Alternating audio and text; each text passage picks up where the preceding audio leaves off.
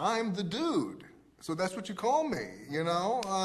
That or his dudeness or duder or, you know, El Duderino.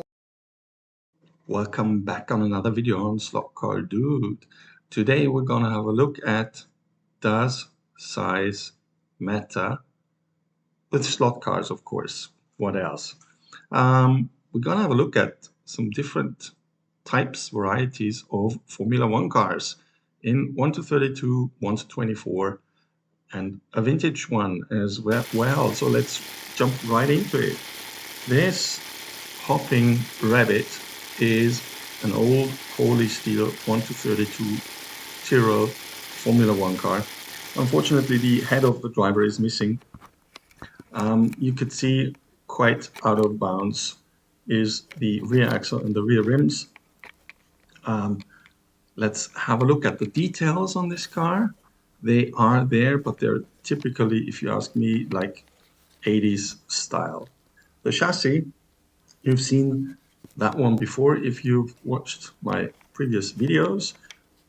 Big difference here is no magnet, and here you can see again the braids that go all the way from the motor along the chassis through the gap to the guide in the front.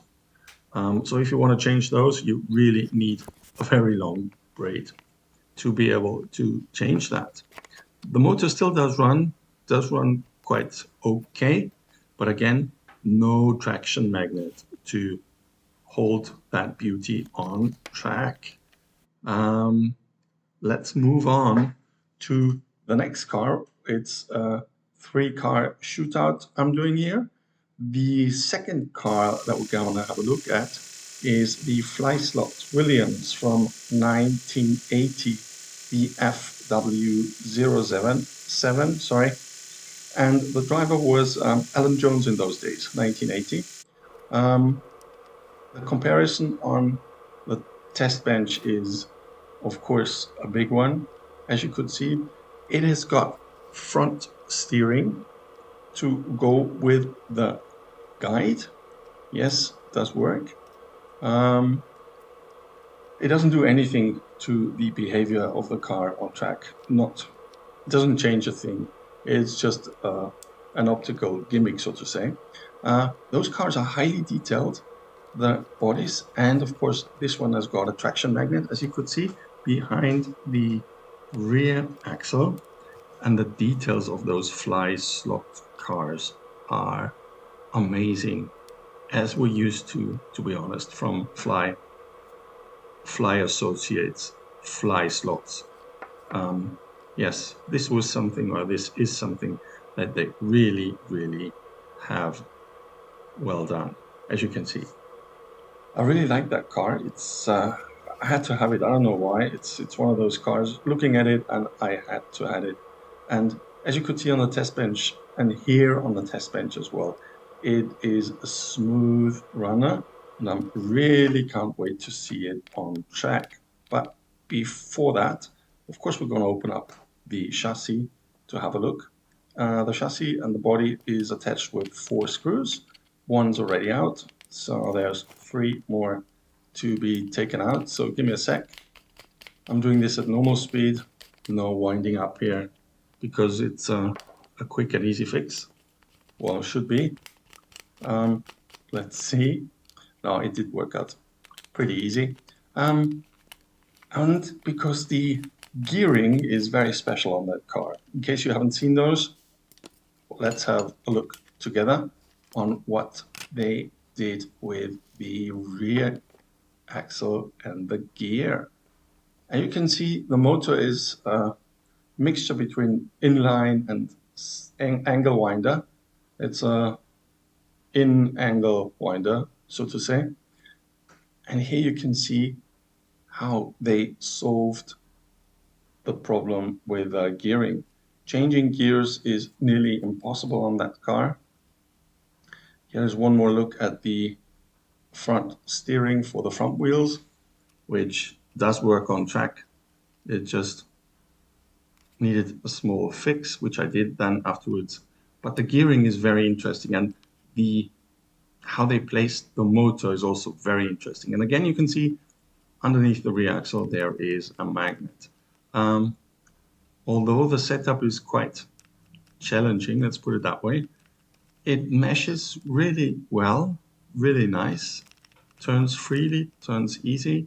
And of course, I'm very curious to see it on track and hear it on track. And again, that's what the body looks like. Very nice detail. Hard plastic cockpit details, quite a few. And I think we should move on to the next participant, which is the 1-24. It's actually, I would call it a scratch build, because the body, oh, sorry, there's one more to have a look at. That's the SRC Renault I had. Now, talking about details, I mean, this car kills it all. It even got the writings on the wheels and tires on it, as they did in those days. It's also a car out of the 80s. Let's see and hear it on the test bench. And, well, quite some movement, but it still runs very nicely, very smooth. And you can hear that this beast wants to run on track, which I will not do, because this is definitely a shelf queen and I will not put it on track. I'll show you the reason why in a second, but let's have a look at the test bench. It still does work quite a bit on the rear axle. The reason why, you can see on the bottom there, it is a limited car. It is number 837 out of 1020 cars produced. And that is also the reason why we won't track test it. It will stay a shelf queen. But of course, I will open it up later on to show you what the inside of the chassis looks like and how the gearing is solved in this car, because it looks from the motor setup quite similar to the fly slot. So I'm really curious on how SRC solved the gearing topic. And as you could already see, although it's an early SRC car, you can see that they were already going for all those little details that they're famous for today. Writings on the tires, on the upper side of the tire, the way the motor is displayed, the exhaust pipe. This is love to every detail. The rear suspension, the front suspension, everything's there. It's a piece of art. And the rear spoiler, of course, as Renault had it in those days, very typical.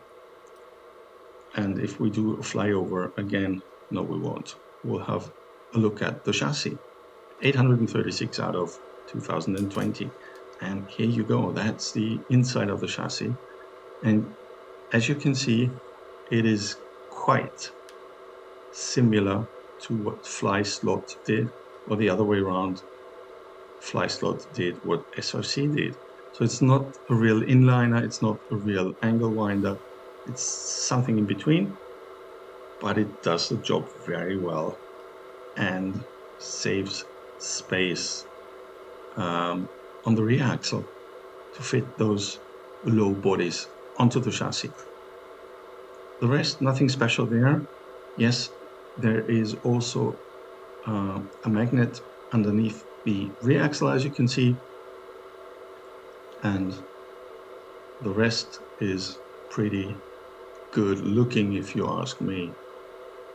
836 out of 1020. There you go.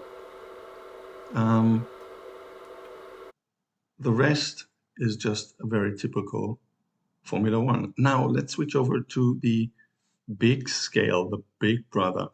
It is a scratch build. The chassis is a ready to buy one. The whole body comes out of the kit. Now the whole painting scheme was done by me. I did that, and the decals came with the body. So the intention was there to have the paint scheme delivery that way. As you can hear, the motor is a 40K motor, very slim, very low, on foam tires on the rear axle and hardened tires on the front axle. Let's check out the details on that car. Again, it's a kit, it's a 1:24 kit that I fitted to the chassis. The chassis has the advantage of saving the front spoiler in case of a crash, and the front. There you go. We're going to have a closer look at the front spoiler, how I did the saving on that. And the front tires are, there's no axle going through, it's the axle per wheel, the detail as per the kit, and I fixed the rear wing with foam, as you can see here, so it doesn't come off, and it's saved in case of crashes. It's got a crash guard in the rear, and it's got a crash guard for the front wing as well. It is a brass chassis, where we're going to have a closer look in a second. Enjoy the details with me, the livery, the paint job. Yes, it was a hard one. So, brass chassis with carbon parts. Those 3 screws fix the body, hold the body to the chassis. We're going to open that up so we can have a closer look on the inside of the chassis. So, where's the screwdriver? Here it is. Let's just open up those 3 screws. Don't need to detach them, just make them loose. And then you can remove the body. Flipping it forward, off you go. So the inside, where it is fixed, is a carbon part glued to the body with the screws. And those screws go into the chassis.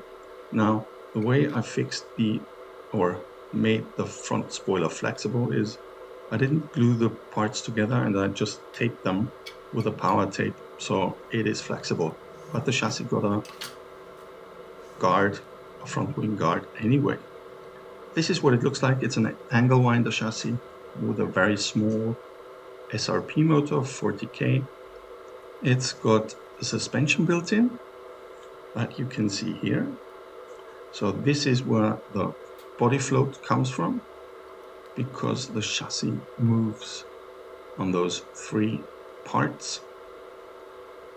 And there you can see the guard for the front wing, and of course the wheels run in ball bearings, no doubt about that. Front axle and the front axles and the rear axle, of course. Yes, and those are the holes where the body is put together with the chassis again. So you just push that through, those 3 screws,